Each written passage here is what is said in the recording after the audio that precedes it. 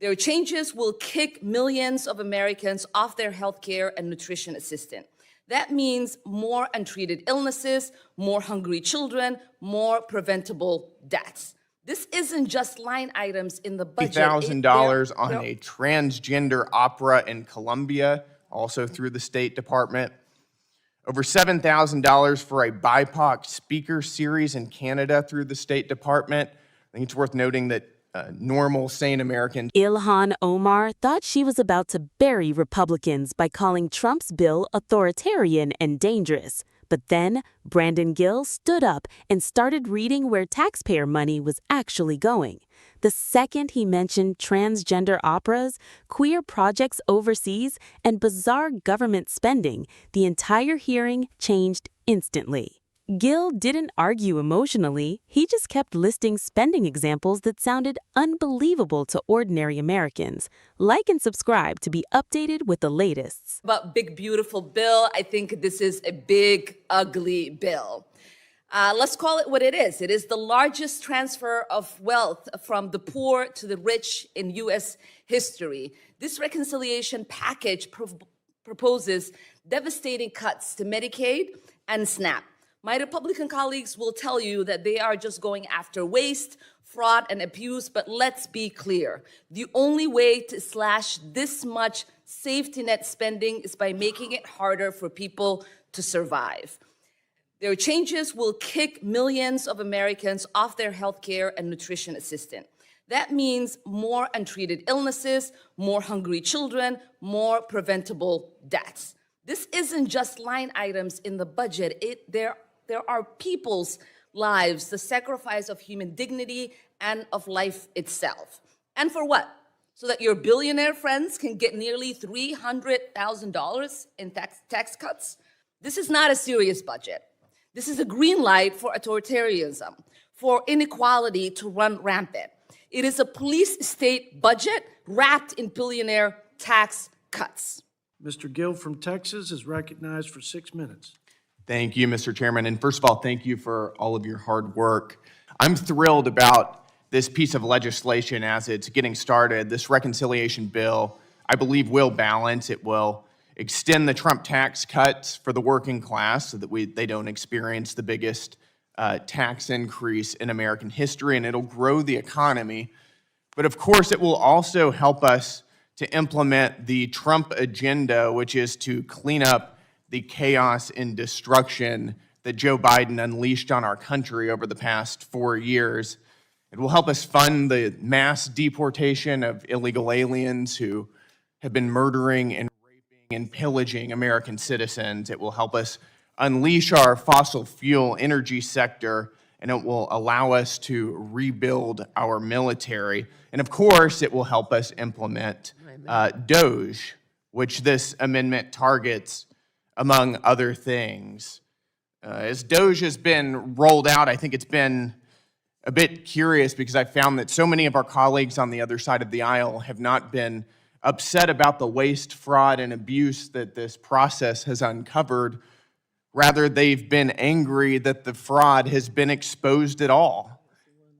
We found that for decades, the administrative state has been weaponized against the American people. We can give example after example of flagrant abuses of American taxpayer dollars. We've heard of some of them earlier, but I'll name a few more. $1 million spent to boost French-speaking LGBTQ groups in West and Central Africa through the State Department. Almost $50,000 on a transgender opera in Colombia, also through the State Department. Over $7,000 for a BIPOC speaker series in Canada through the State Department. I think it's worth noting that normal, sane Americans don't know what BIPOC means, and neither do I. $80,000 for an LGBTQ community center in Slovakia, and over $16,000 for a united and equal queer feminist discourse in Albanian society, whatever that is.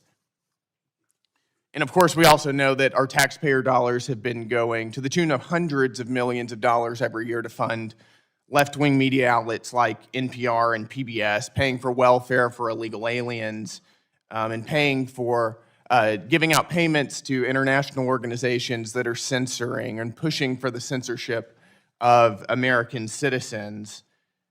Our own federal government is using taxpayer dollars to promote ideologies that tens of millions of Americans find utterly repulsive.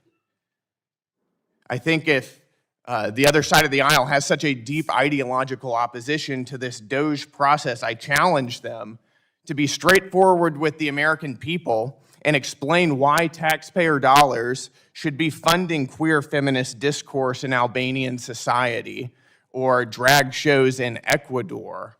I don't think that they will, but I would love to see it if they did. Elon Musk acting as an employee and an agent of the president, I think has certainly more democratic legitimacy than Anthony Fauci did, and he certainly has more democratic legitimacy than the nameless, faceless bureaucrats who have been running our lives for several years, the waste of which he is rooting out currently. President Trump here with DOGE is doing exactly what he was elected to do. DOGE is a part of the Trump mandate. It's extremely popular. In fact, Elon Musk and the DOGE movement right now are polling at a higher approval rating than Joe Biden had on his way out. Ilhan Omar walked into this hearing ready for a familiar political strategy: frame Republicans as heartless, accuse Trump's reconciliation package of helping billionaires, and warn Americans that disaster is coming if the bill passes. And honestly, Democrats have used this exact formula for years because politically, fear is powerful. Omar called the legislation a big, ugly bill. She warned about health care cuts, hungry children, untreated illnesses, and even described the proposal as a police state budget. It was emotional, dramatic, and designed to paint Republicans as villains. But Brandon Gill completely flipped the hearing. Instead of arguing emotionally, Gill changed the focus toward government spending itself. And once he started listing examples, you could feel the room get uncomfortable fast. Taxpayer money for transgender operas in Colombia, LGBTQ programs overseas, queer feminist discourse projects in Albania, speaker series in Canada nobody could even properly explain. Gill's point was simple: Americans are struggling financially while Washington keeps funding bizarre ideological projects around the world. And that argument is landing politically because voters are frustrated, groceries are expensive, debt is exploding, yet the federal government still seems to find endless money for programs most ordinary Americans have never even heard of. That's why Gill's comments started going viral, because whether people agree with him or not, he speaks directly and keeps the debate focused on something voters immediately understand: where their money is going. And suddenly, Democrats weren't talking about authoritarianism anymore. They were defending government spending that sounded ridiculous to millions of Americans watching at home.